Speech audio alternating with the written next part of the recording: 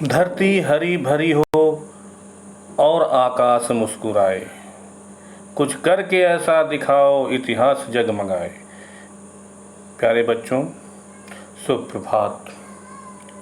आज 2 अक्टूबर गांधी जयंती के अवसर पर मैं महात्मा गांधी के जीवन से संबंधित कुछ बातों को लेकर उपस्थित हुआ हूँ। वैसे तो हम सभी गांधी जी के विषय में बहुत कुछ पढ़ते आ रहे हैं, बहुत बार बहुत सी चर्चाओं में हमने प्रतिभाग किया होगा, परंतु गांधी को समझना, गांधी जी के नाम के आगे महात्मा का लगना, हमें महानता की परिभाषा को बार बार समझने के लिए प्रेरित करती है। गांधी जी का जन्म, गांधी जी का ब्रिटेन जाकर कानून की पढ़ाई करना, उस पढ़ाई के पूरा होने के बाद भारत में अपने आप को स्थापित करने का संघर्ष, बहुत सारी रोचक बातों से भरी हुई है। 1893 वह समय जब गांधी जी दक्षिण अफ्रीका जाते हैं। दक्षिण अफ्रीका में लगभग वह 22 साल तक रहते हैं। गांधी जी के जीवन के 22 साल गांधी जी को महात्मा बना देते हैं। वह ग्रेटनेस गांधी जी के अंदर इनबिल्ट थी। यह शब्द जो आज के तकनीकी समय में प्रचलित शब्द है, इनबिल्ट, गांधी जी के अंदर भेदभाव, अन्याय से लड़ने की गजब की शक्ति इनबिल्ट थी, जन्म से थी। दक्षिण अफ्रीका में बहुत बार वो जेल जाते हैं, वहाँ की परिस्थितियों से वो नाखुश होते हैं। मानव होने के नाते उस समय जो भी राष्ट्रीय अंतर्राष्ट्रीय स्तर के कानून थे, कुछ न्यूनतम सुविधाओं की बात करते थे, वो गांधी जी को मालूम था। गांधी जी ने उसके लिए विरोध किया। आज के दिन खास करके मैं गांधी जी के संबंध में ये कहना चाहूँगा कि अगर हम गांधी जी को समझना ही चाहते हैं तो हम 1893 से 1915 तक के उनके दक्षिण अफ्रीका के प्रवास को समझें। 1915 जनवरी से लेकर 1948 30 जनवरी तक भारत में उनके द्वारा चलाए गए आंदोलन, उनसे संबंधित घटनाओं को हम पढ़ें, समझें तो हम गांधी जी को सच्चे अर्थों में समझ सकते हैं। प्यारे बच्चों, दुनिया जब तक चलेगी, छोटे और बड़े का मुद्दा चलता रहेगा, साथ ही साथ पसंद और नापसंद का मुद्दा चलता रहेगा। हमें इन मुद्दों में अभी नहीं पढ़ना है, क्योंकि इतिहास कुछ लोग बनाते हैं और इतिहास कुछ लोगों को बनाता है। इसलिए हमें एक सकारात्मक सोच के साथ भारतीय राष्ट्रीय आंदोलन और महात्मा गांधी के द्वारा चलाए गए आंदोलन को समझना होगा। गांधी जी का जन्म 2 अक्टूबर 1869 गुजरात के एक कोस्टल टाउन पोरबंदर में हुआ था। उनके पिता उसमें जाने माने दीवान थे, जो उस समय ब्रिटिश भारत का एक हिस्सा था। पढ़ाई करने के कुछ समय पश्चात, प्रारंभिक शिक्षा, मैट्रिक शिक्षा के पश्चात जल्द ही उनका विवाह हो जाता है। विवाह के पश्चात 4 सितंबर 1888 को वो कानून की पढ़ाई के लिए ब्रिटेन जाते हैं, जहाँ पर वो पढ़ाई करके बैरिस्टर बनते हैं, कानून के विद्वान। अगर हम उनके विषय में हम बात करते हैं, जिन लोगों ने अलग अलग समय पे अलग अलग देशों को एक नेतृत्व प्रदान किया, तो उनमें महात्मा गांधी का नाम स्वर्णिम अक्षरों में लिखा हुआ मिलता है। हम भारत के संदर्भ में गांधी जी को समझने के लिए उनके दक्षिण अफ्रीका के प्रवास को और 1915 में उनके भारत आगमन, दोनों पहलुओं में अगर देखें तो हमें उनके विषय में काफ़ी कुछ समझने को मिलता है। 1893 से लेकर 1915 तक, जब तक गांधी जी दक्षिण अफ्रीका रहते हैं, वहाँ पर वो भेदभाव, जो डिस्क्रिमिनेशन था, नस्लवादी जो विचारधारा थी, अपार्थी शासन था, उसका खुलकर विरोध किया और उस विरोध में उन्होंने अपने सत्याग्रह का प्रयोग सफलतापूर्वक किया। इस प्रकार गांधी जी दक्षिण अफ्रीका में ही महात्मा बन चुके होते हैं और उनका नाम भारत में प्रसिद्ध हो चुका होता है। जनवरी 1915 में गांधी जी वापस भारत लौटते हैं।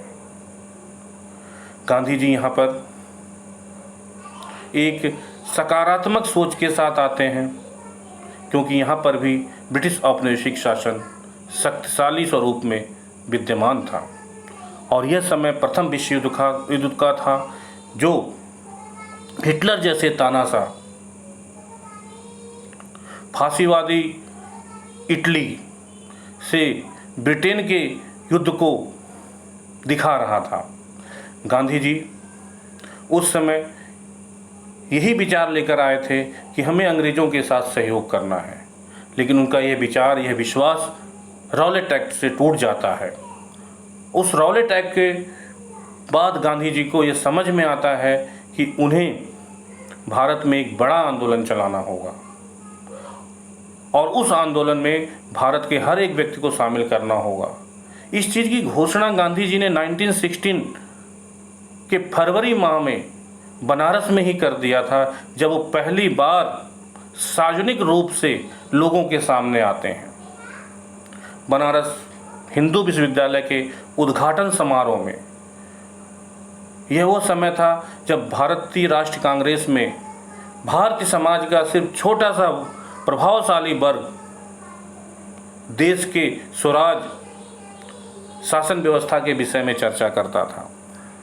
उस समय जब गांधी जी वहाँ उपस्थित थे तो लोगों को यही उम्मीद थी, गांधी जी भी हमें धन्यवाद देंगे कि उनको यहाँ आमंत्रित किया गया है।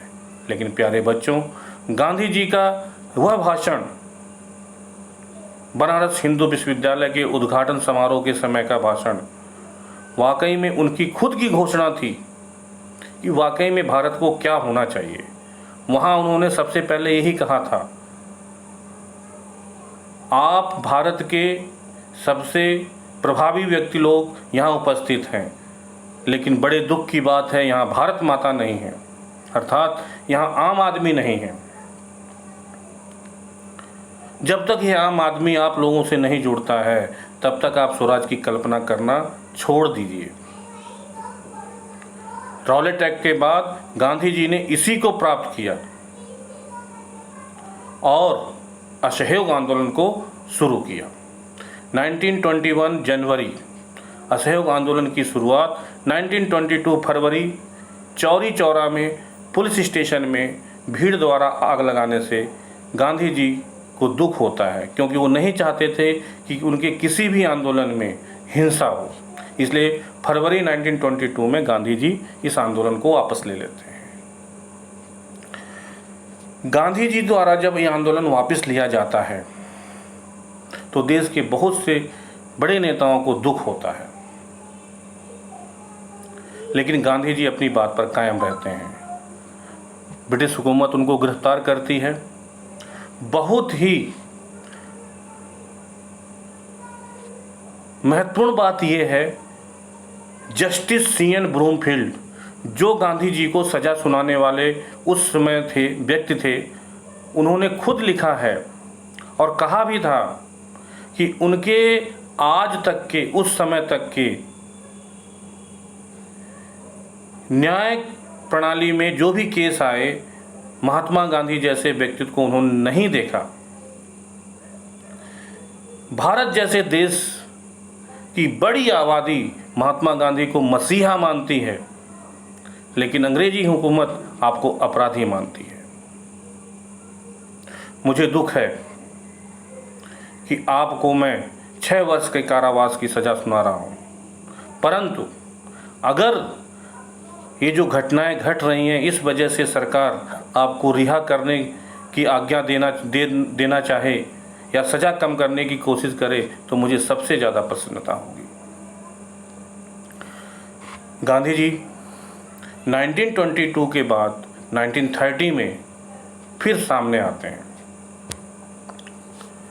जिस समय गांधी जी सविनय अवज्ञा को आंदोलन को चलाते हैं। इस सविनय अवज्ञा आंदोलन की शुरुआत वो नमक यात्रा से करते हैं। यहाँ पर भी गांधी जी की बौद्धिक विवेक की बड़ी प्रशंसा होती है, जब वो नमक को एक हथियार की तरह प्रयोग में लाते हैं और एक बड़ा आंदोलन चलाते हैं, सविनय अवज्ञा आंदोलन। यह आंदोलन गांधी जी को पूरे विश्व में महान बना देता है। समय को कुछ और ही मंजूर था। गांधी जी को इरविन के साथ समझौता करना पड़ता है, आंदोलन को रोका जाता है। गांधी जी लंदन जाते हैं, दूसरे गोलमेज सम्मेलन में भाग लेते हैं। एक लंबे समय तक भारत में आंदोलन इसी तरह चलता रहता है। बहुत सारी घटनाएं होती हैं, चुनाव होते हैं, कांग्रेस बहुत से प्रांतों में चुनाव जीतती है और ठीक इसी समय भारत में सामाजिक विभाजन पूर्ण हो चुका होता है, अर्थात अब भारत में हिंदू और मुस्लिम विचारधारा प्रभावी हो जाती है। गांधी जी की अंतिम कोशिश 1942 भारत छोड़ो आंदोलन। ये तीसरा आंदोलन है, सबसे बड़ा आंदोलन, जो गांधी जी के इनबिल्ट अन्याय के खिलाफ विरोध की शक्ति को दिखाता है। 1942 में गांधी जी लोगों से यही आह्वान कहते हैं कि समय आ गया है, अब हमें करो या मरो जैसी स्थिति में काम करना होगा। और यह आंदोलन नेतृत्वहीन होता है, क्योंकि कांग्रेस के सभी बड़े नेताओं को पुलिस पहले ही गिरफ्तार कर चुकी होती है। ये तो आंदोलनों की बात हो गई। अगर हम उनके विषय में लोगों, लेखकों, अखबारों से जानना चाहें, तो भी हमारे पास बहुत सारे प्रत्यक्ष सोर्स हैं, जिस आधार पर हम गांधी जी को महात्मा गांधी कह सकते हैं। इतिहासकार चंद्रन देवनेशन ने खुद कहा है कि अगर महात्मा गांधी जी महात्मा बने तो दक्षिण अफ्रीका में बने। भारत में आम लोगों को जोड़ने की घोषणा गांधी जी ने 1916 बनारस हिंदू विश्वविद्यालय के उद्घाटन समारोह में ही की थी। जस्टिस CN ब्रूमफील्ड की बात को मैंने आपको बताया ही। इतिहासकार शाहिद अमीन ने बड़ी मेहनत से रिसर्च करके मंत्रमुग्ध कर देने वाली रिपोर्ट तैयार की है, जिसे बहुत ही भावुक व्यक्ति अगर पढ़ता है तो उसकी आंखें नम हो जाती हैं। इस रिपोर्ट से पता चलता है कि किसानों के मन में महात्मा गांधी की इमेज क्या थी। वो एक मसीहा थे। लुई फिशर अमेरिका के जो राइटर हैं, जिन्होंने गांधी जी की जीवनी लिखी है, उन्होंने असहयोग आंदोलन के विषय में कहा था कि इस आंदोलन को गांधी जी ने आम लोगों से जोड़ा है। अमेरिका का न्यूज़पेपर अमेरिकी समाचार पत्रिका टाइम्स, जो गांधी जी की बार बार आलोचना करता था, नमक यात्रा के समय, जब नमक यात्रा पूरी हो जाती है 6 अप्रैल 1930 को, तब ये पत्रिका गांधी जी का खुलकर प्रशंसा करती है। इरविन के बाद आए वायसराय विलिंगडन ने अपनी बहन को पत्र लिखा। उस पत्र को आप पढ़िएगा या उस पत्र के विषय में ढूंढेंगे, तब आपको पता चलेगा गांधी जी महात्मा क्यों थे। 1947 15 अगस्त भारत आज़ाद हो जाता है। गांधी जी के जीवनी लेखक डी.जी. तेंदुलकर कहते हैं, गांधी जी कितने दुखी थे, जितने भी दंगे हुए, जो भी हिंसा हुई, गांधी जी इन सब चीज़ से बहुत ही विचलित थे। वो जितने लोग हिंसा के शिकार हुए थे, उनकी देखभाल में लगे थे, दिन रात उनकी सेवा में लगे थे। आज के बहुत से इतिहासकार इस बात को मानते हैं कि स्वतंत्रता के बाद के महीने गांधी जी के जीवन के श्रेष्ठतम क्षण थे। ये श्रेष्ठतम क्षण बच्चों गांधी जी के महात्मा होने का सबसे बड़ा साक्ष्य है। इस प्रकार से आज 2 अक्टूबर गांधी जी के जयंती पर गांधी जी को मेरा सत सत नमन। धन्यवाद।